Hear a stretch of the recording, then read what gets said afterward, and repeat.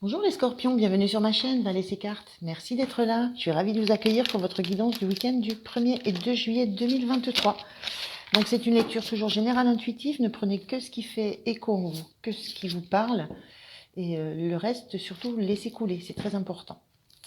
Alors, je vais commencer par une première carte pour voir un premier message, une première énergie de l'oracle du Pays des Merveilles. Voir un peu ce qui va... c'est très rapide. Ce qui va colorer votre week-end. On a cette carte qui parle de plus de courage, résilience, expérience, devenir plus fort, perspective nouvelle. Il y a cette notion de... oui, d'expérience que vous avez et qui vous oblige en fait à prendre des décisions, à faire des choix, à envisager des choses nouvelles, à prendre des risques en fait. J'ai une notion de risque qui me vient là. Si je me rappelle bien, c'est dans le passage où Alice doit choisir de goûter un côté ou l'autre du champignon parce que ça la fait soit grandir, soit rétrécir. Il y a cette notion de risque à prendre et de nécessité de le prendre parce que ça permet d'avancer, d'aller plus loin. Et il y a aussi cette notion d'expérience parce qu'elle a déjà tenté des choses avant. Elle a déjà bu des potions, mangé des gâteaux, des choses qui l'ont fait grandir et rétrécir. Et elle sait qu'elle doit en passer par là. Elle sait qu'elle doit en passer par une phase inconnue, par une phase de tester quelque chose où il y a un risque. Elle ne sait pas dans quel sens ça va aller. Voilà, il y a un petit peu cette notion-là.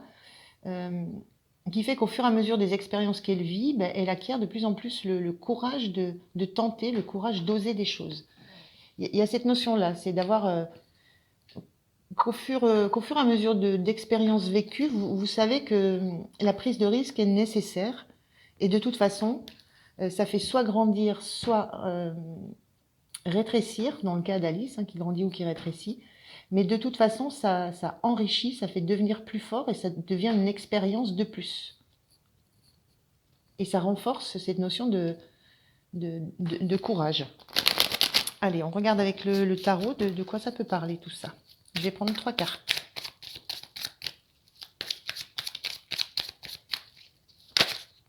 La première, on a ce 5 de bâton, carte inversée.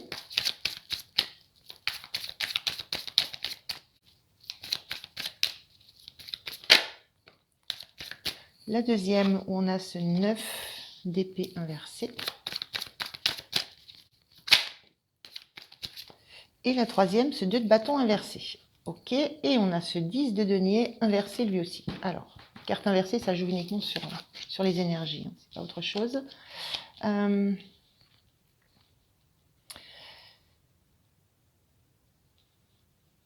Alors, ce qui me vient là par rapport à cette histoire d'énergie, d'expérience, là, il y a une sensation voilà, il y a une notion de, on veut plus se prendre la tête, on veut plus se laisser dominer par ses doutes, par ses peurs, justement. Il y a cette notion de, on accepte de prendre des risques.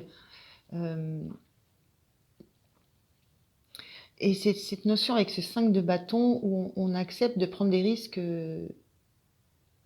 seul, j'ai l'impression. Parce que cette carte, elle montre un groupe de personnes qui se motivent, qui s'encouragent à travailler ensemble pour aller dans un même objectif. Et là, j'ai la sensation que vous n'avez plus envie de vous prendre la tête, d'avoir des peurs, des doutes par rapport au fait que vous êtes capable de vous motiver seul et vous n'avez pas besoin d'être encouragé pour prendre des risques, justement, pour oser faire des choses. Et ce 2 de bâton qui était aussi une énergie inversée, classiquement, dans le sens bien aspecté, ça montre quelqu'un qui est encore pas prêt à lâcher des choses qui le sécurisent et qui est encore pas prêt à faire à quitter quelque chose, une zone de confort et qui est pas prêt à prendre des risques, justement. Et là, ça montre, l'énergie inversée, ça montre cette notion d'être prêt à prendre des risques, d'être prêt à choisir de lâcher des choses qui sont sécures pour avancer. j'ai cette notion aussi, je vous parlais d'Alice qui devait choisir de goûter un côté du champignon ou l'autre. Là, il y a cette notion de se dire, ben, il faut que je choisisse, je vais partir, je prends quel bâton, ou quel bâton je laisse, quel choix je fais. Donc il y a vraiment cette sensation de vouloir de se libérer de craintes, de doutes, d'accepter de prendre des risques, d'accepter de les prendre seul, d'avoir la conscience que ça ne vous revient qu'à vous, que vous n'avez pas besoin d'avoir du soutien d'un collectif, de quelqu'un d'autre, que ça n'est qu'une décision personnelle, que cette énergie, elle vous est propre, que vous n'avez pas besoin d'être... que vous avez cette ressource en vous de pouvoir décider de lâcher quelque chose qui vous sécurise ou vous avez cette énergie, cette foi dans le fait que vous pouvez prendre les risques. Et j'en reviens au fait que on a cette femme âgée dans un lit là qui est soumise à tous ses peurs, ses doutes. J'ai la sensation que vous avez été longtemps, enfin qu'il y a eu beaucoup d'expériences de tenter. Il y a eu, on a une notion de temps passé là avec cette femme âgée aux cheveux gris là. On a cette notion de temps passé. Et il y a eu beaucoup d'expériences, il y a eu beaucoup de doutes affrontés, beaucoup de risques pris. Et là, on peut s'appuyer sur cette expérience. On peut s'appuyer sur le fait d'avoir pris des risques nous a fait grandir, nous a fait nous sentir plus forts, nous a fait pouvoir nous affirmer.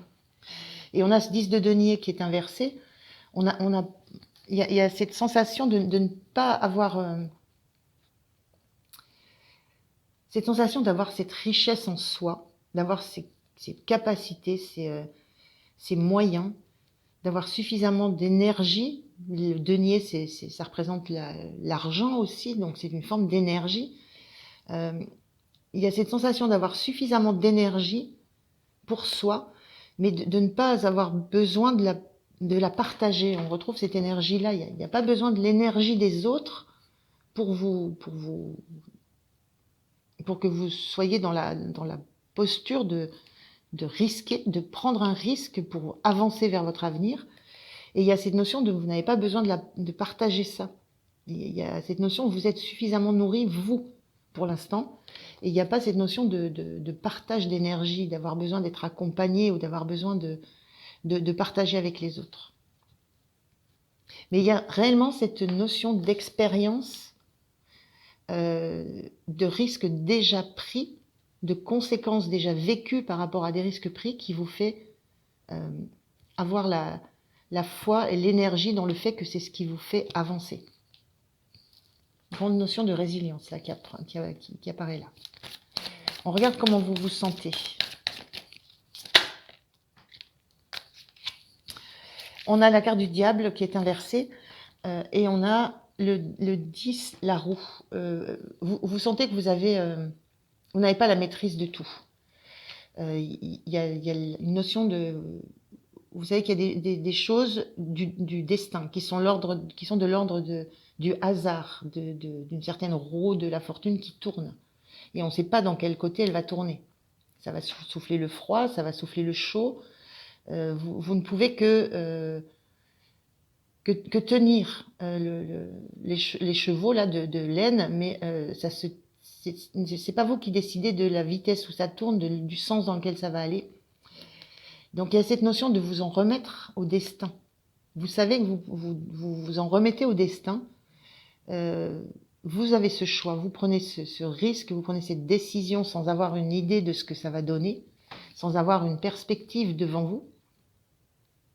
Mais vous savez que vous laissez faire les choses, vous acceptez de ne pas avoir la maîtrise sur les choses, de ne pas savoir vers quoi ça va vous emmener.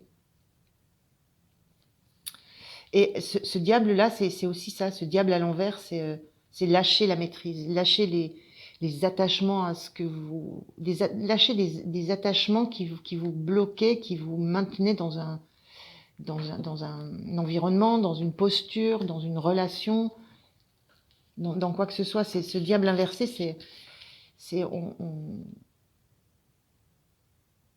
on s'autorise aussi à Non, j'ai juste cette notion de, on sait que l'histoire de lâcher des attachements, lâcher des contraintes.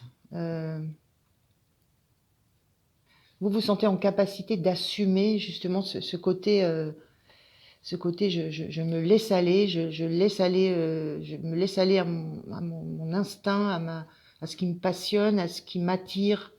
Je réfléchis pas trop. Je reste dans concrètement la matière, ce qui fait vibrer.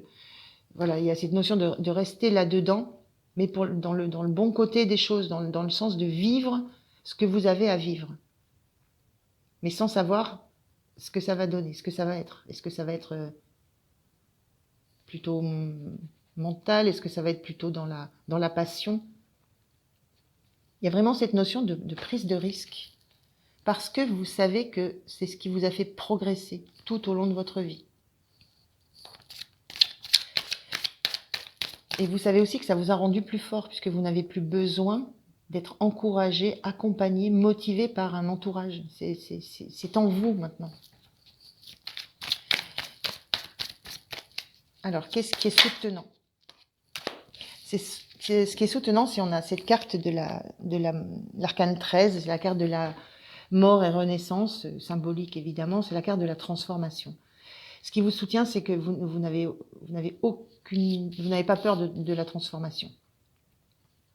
Quitter quelque chose de façon définitive pour aller vers quelque chose que vous ne connaissez pas encore, il n'y a aucune peur de ça. Il y a vraiment cette notion d'avoir déjà vécu ça et de savoir à quel point ça fait grandir, justement. Et ce cavalier d'épée, c'est vous avez ce qui vous soutient, c'est que vous avez une capacité à réfléchir, à penser, à analyser très vive. Et vous avez cette conscience, il y a une conscience dans le cavalier d'épée, il y a cette façon d'avancer en mettant l'esprit en avant, la communication en avant. Vous n'avez pas peur d'aborder de façon mentale la transformation, le changement. Vous êtes en capacité d'analyser aussi tout ce que ça va engendrer chez vous, parce que cette transformation implique aussi une phase de deuil, c'est-à-dire on lâche quelque chose qu'on ne retrouvera plus. Il y a cette notion-là dans ce 2 de bâton qui était inversé, on lâche une zone où on était sécure, on sait qu'on n'y reviendra plus, parce qu'on aura fait un pas vers l'extérieur. Et donc, ce qui vous soutient, c'est que vous n'avez aucune crainte de cette transformation, de ce passage à faire, aucune crainte de perdre quelque chose. Parce que vous avez cet esprit conquérant. Il y a un esprit conquérant. Alors, le point de vigilance pour vous.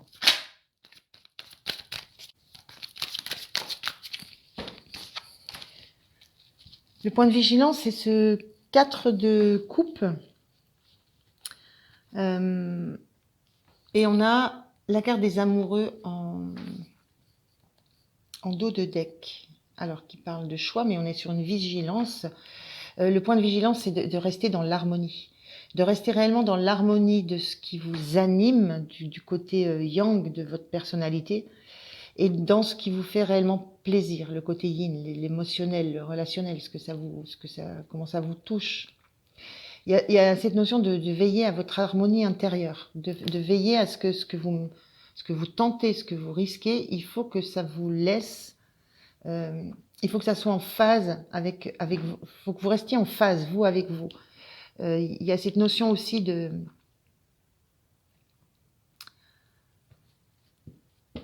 avec ce 4 de coupe, le point de vigilance, c'est de ne faire attention de ne pas imaginer que tout est toujours, enfin, c'est comme si vous le saviez, mais que tout est toujours mieux ailleurs ou à l'extérieur. Il y a vraiment cette notion à chaque fois de se questionner sur est-ce que quand même je risque pas de me perdre dans ce que je vais oser faire.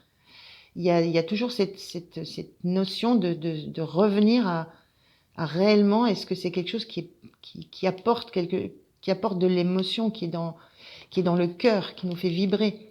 Parce que là, on est dans du 2 de bâton, on a quelque chose qui nous passionne, on veut aller vers quelque chose qui est passionnant. Et ce point de vigilance, à quoi il faut faire attention, c'est toujours bien garder en phase cette harmonie que vous souhaitez. C'est-à-dire que vous allez vers quelque chose qui va vous apporter du mieux. Mieux que ce que vous avez maintenant. Mais il faut que ça soit mieux. Donc il faut envisager à quel point ça pourrait vous déstabiliser émotionnellement ou relationnellement de faire ce pas. Donc revenir quand même au cœur, à la passion, à ce qui vous anime. Et c'est l'idée, moi je ressens, c'est l'idée de ne pas le faire par ego, par le fait de dire oui, moi je prends des risques, j'ose faire ça. Il y a toujours ce questionnement à avoir, est-ce que ça va être réellement bon pour moi? Qu'est-ce que ça ne risque pas de générer chez moi? Est-ce que ça risque de me couper de mes émotions, de ce que j'aime faire, de ce que je ressens? Il y a toujours ce questionnement-là à avoir. Est-ce que je le fais parce que ça me fait du bien, parce que c'est pour mon bien? Ou alors est-ce que je le fais de façon égotique parce que j'ai décidé que je pouvais faire ça toute seule et que j'ai pas de compte à rendre, mais vous en avez à rendre à vous-même. C'est toujours cette question de ça doit plaire, ça doit attirer, ça doit passionner. Ça doit pas être parce que c'est une habitude qu'on a de prendre des risques et de se jeter dans l'aventure. Il y a toujours l'idée d'avoir un objectif et de ne pas se perdre en route. Alors, quelle est l'énergie à la fin de votre week-end?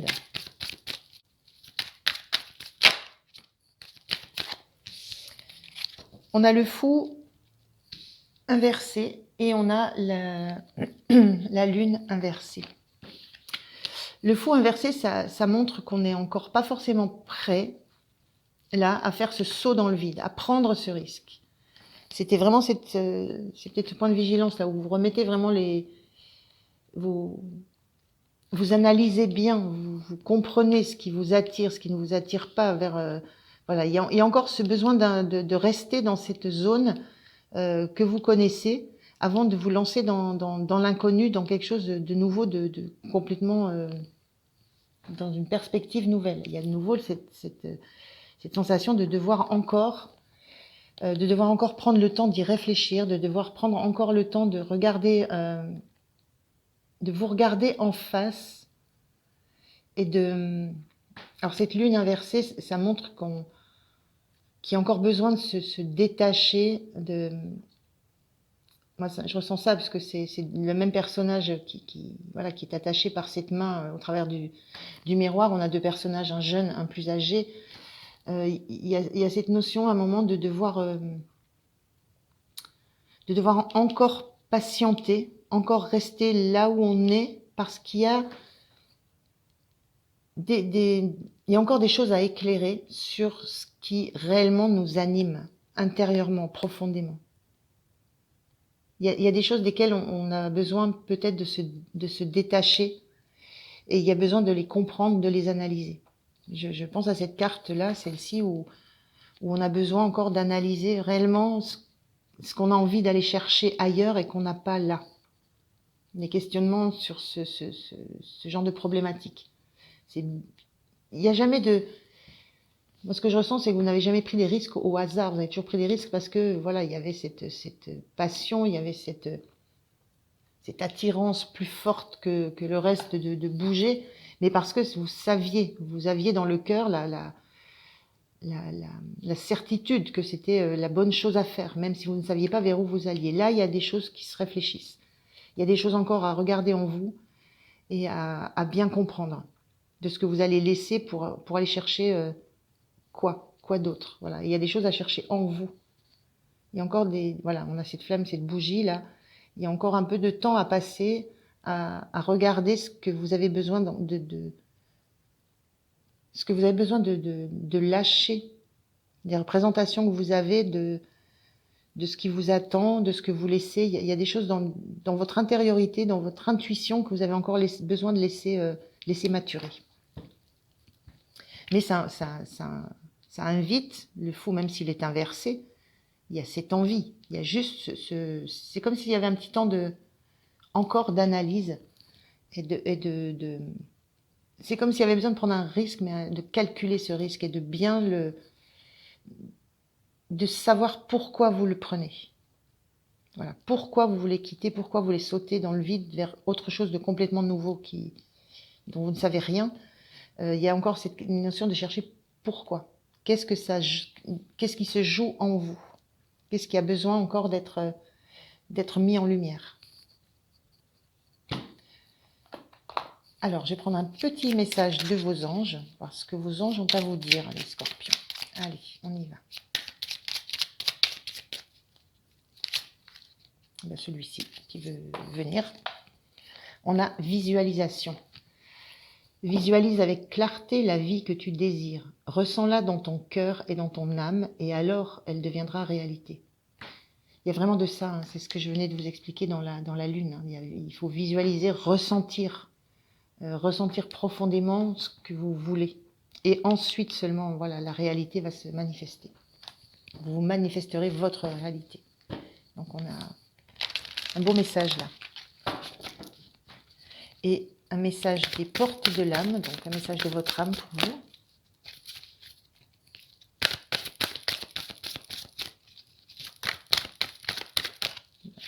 Je vais prendre celui-là parce qu'il était tout seul et voulait venir.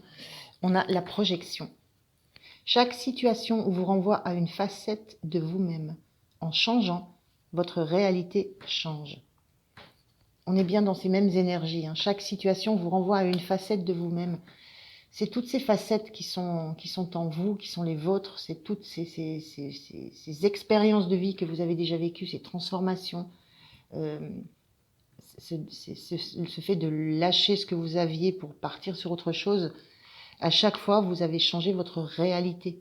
Vous projetez votre réalité. Et il y a cette notion de projeter, de visualiser. Et vraiment, le pourquoi, au fond du cœur, et le pourquoi au fond de votre âme, ce qui vous appelle. Pourquoi ce changement-là, particulièrement à ce moment-là dans votre vie? Pourquoi cette envie de vous projeter dans autre chose?